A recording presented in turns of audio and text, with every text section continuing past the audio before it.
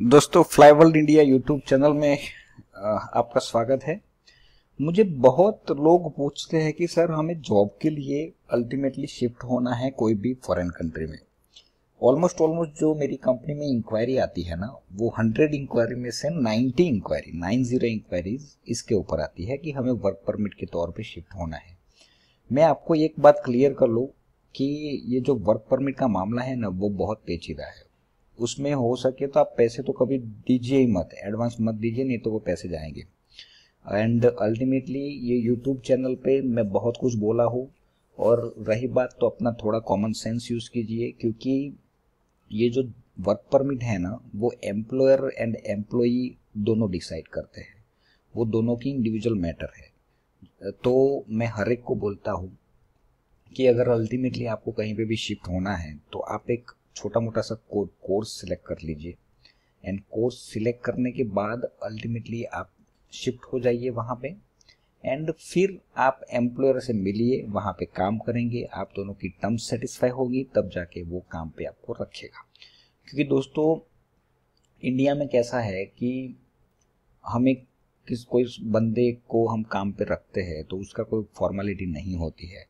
अगर वो 5 दिन भी आया, 10 दिन भी आया, उसको नहीं रखना है तो हम नहीं रखेंगे, ऐसा नहीं है। वहाँ पे ऐसा नहीं है। फॉरेन में वो बहुत ही रूल्स एंड रेगुलेशन बहुत ही टाइट होते हैं वहाँ पे। तो वो सारे रूल्स एंड रेगुलेशन वो एम्प्लॉयर को एंड एम्प्लॉय दोनों को फॉलो करने पड़ते हैं। ये न्यूज़पेपर में जितनी भी ऐड आती है, 1 लाख रुपया 50,000 में हम आपको वर्क परमिट दिला देंगे, वो सारी फेक कमिटमेंट है, उसमें मत पड़िए। एक भी रुपया एडवांस मत दीजिए। चलो दोस्तों, ये जर्मनी जॉब सीकर वीज़ा क्या है। तो जर्मनी जो है ना, वो इकोनॉमिक इंजन है पूरे यूरोप का, एंड 5th लार्जेस्ट इकोनॉमी है इन द वर्ल्ड, पूरे वर्ल्ड में। With jobs in profession and low unemployment, it is the perfect destination for a job seeker. जहाँ पे अनएम्प्लॉयमेंट कम होगी, वो बहुत ही बढ़िया लोकेशन माना जाएगा। Germany is in constant search for the highly qualified employees to hire them at well-paid position, and encourages the youngsters to come visit and look for the places where they can work. So if you have decided to work in Germany, the first thing you need to do is get a job seeker visa. अगर आपको वहाँ पे shift होना है तो ये category launch की है जर्मनी ने, जिसको आप यूज़ करके आप शिफ्ट हो सकते हो। Germany job seeker visa is a long-term residency permit which allows you to stay and search for a job for 6 months. आपको 6 महीने का एक टाइम पीरियड दिया जाएगा। वो 6 महीने में आपको एम्प्लॉयर फाइंड करना पड़ेगा। अभी उसकी कंडीशन क्या है, वो जैसे ही वीडियो आगे बढ़ता जाएगा, वो आपके जो भी दिमाग में जो भी क्वेश्चन है वो क्लियर हो जाएंगे। In a country where the unemployment rate is 74.80%, there is an ample scope of growth opportunity and career development. दोस्तों, वहाँ पे बहुत ही अच्छी अपॉर्चुनिटी है जर्मनी में। अगर आप after getting the place of work within the 6 month period, you will get a German work visa और German work permit, but if you are unable to find a job, you need to return to your home country. 6 month का एक basic time period आपको मिलेगा। अगर आप employer find नहीं कर पाए तो आपको कंट्री लेफ्ट करनी पड़ेगी। How moving to Germany can benefit your future. देखो, की बेनिफिट जो है जर्मनी जॉब सीकर वीजा के, it allows you to stay and request for the suitable job. There is no compulsion to have an offer letter to apply for this visa. आपको अगर ये particular visa की application करनी है दोस्तों, तो job offer की ज़रूरत नहीं होगी। It gives the deadline of 6 months to discover the occupation in any industry और फील्ड। आपको डेडलाइन मिल जाएगा 6 month का, क्योंकि किसी भी इंडस्ट्री में आपको एम्प्लॉयमेंट मतलब इशू करेगा, तब जाके आप ऑफिशियली वहाँ पे स्टे कर पाएंगे। With the required long-term work experience, you can apply for resident permit. फिर बाद में आपको 5 साल का रेसिडेंट परमिट सीधा एप्लीकेबल हो सकता है। वो depends on employer. You can apply for Germany permanent residency. 5 साल का जो वीज़ा आपको मिला, उसके बाद आप परमानेंट रेसिडेंस के लिए अप्लाई कर सकते हो। तो ये पूरा स्टेप बाय स्टेप एक प्रोसेस है। जो एलिजिबिलिटी रिक्वायरमेंट है वो क्या है, कौन से लोग पर्टिकुलर ये 6 मंथ का पहले वीजा अप्लाई कर पाएंगे, तो उसकी एक थोड़ी रिक्वायरमेंट होती है, तो उसके बारे में हम डिस्कस करेंगे। Following conditions must be fulfilled to apply for the Germany job seeker visa. Applicant must be a holder of bachelor degree और a master degree from German university और foreign degree equivalent for German degrees.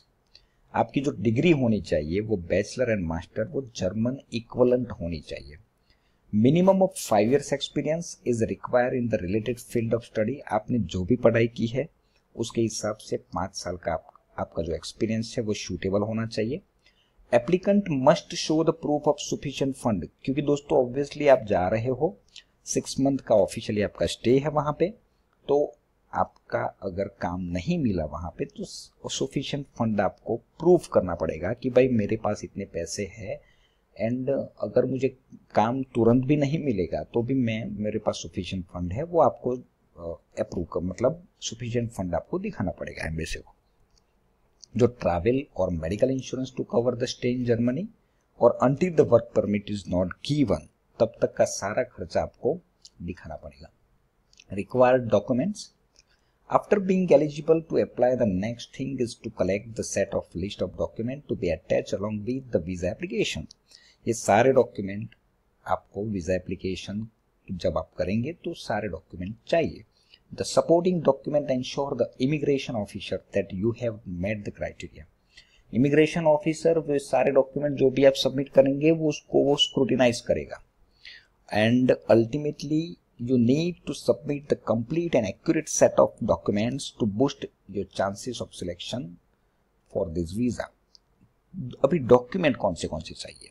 A valid passport होना चाहिए and issue in previous 10 years and valid for minimum of 12 month। Passport का जो expiry है वो 12 month का minimum plus होना चाहिए, मतलब 12 month से पहले अगर वो एक्सपायरी डेट है तो आपको रिन्यू करना पड़ेगा। A4 size copy of your passport data pages, वो A4 साइज की कॉपी आपको चाहिए पासपोर्ट डेटा की एंड डेटा पेज की।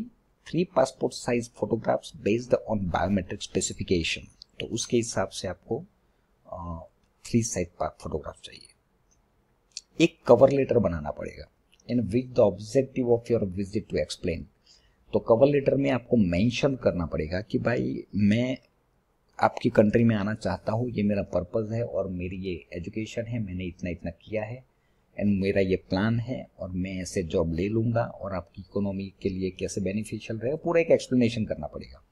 How will you plan your employment period of your stay in Germany and career alternative if not able to get an employment in the desired time period.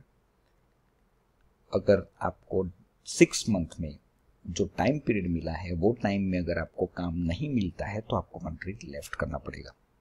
जो educational आपकी qualification documents है, degree from a German university और an equivalent degree along with any previous work certificate. अगर आपने कोई particular कोई काम किया है, आपके पास कोई वर्क एक्सपीरियंस है, तो वो सारे वर्क एक्सपीरियंस के लेटर प्रॉपर फॉर्मेट में आपको आप डिस्क्राइब कर सकते हो। जब एप्लीकेशन करेंगे तब वो डिस्क्राइब करना पड़ेगा एंड जो सीवी होता है करिकुलम विटे, तो वो सीवी आपको प्रॉपर तरीके से रिप्रेजेंट करना पड़ेगा। दोस्तों एक बात मैं क्लियर कर लूँ, आप कोई भी कंट्री के इमिग्रेशन डिपार्टमेंट के साथ काम करो तो बहुत ही एक्यूरेसी के साथ काम करो। कुछ भी पेपर्स ऊपर नीचे हुए और कुछ भी प्रॉपर तरीके से आपने पेपर को रिप्रेजेंट नहीं किया तो ऑन द स्पॉट आपकी एप्लीकेशन रिजेक्ट हो जाएगी, क्योंकि कोई भी एम्बेसी के पास इतना टाइम नहीं है कि वो आपकी ये बात सुनने के लिए रेडी नहीं है।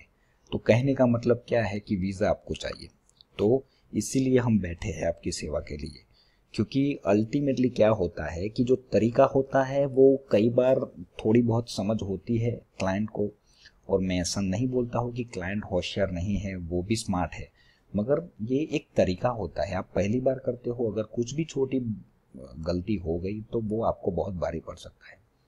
तो उसके लिए हम बैठे हैं आपके पूरी सर्विसेज के लिए, और हमारी कंपनी सारी सर्विसेज देती है। तो आप हमारा कांटेक्ट करिए एंड अल्टीमेटली उसके हिसाब से हम आपको पूरी एप्लीकेशन रिप्रेजेंट करके देंगे। Proof of accommodation in Germany, where and with whom you will stay in your visit. अगर आपका कोई बंदा है वहाँ पे तो आप उसको मतलब ये जो लेटर आप लिखेंगे उसमें ये क्लैरिफाई कर सकते हो।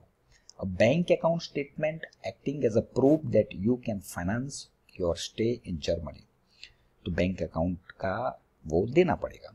Letter of obligation from sponsors, अगर कोई स्पॉन्सर्स है तो वो भी आप उसका भी जस्टिफिकेशन दे सकते हो।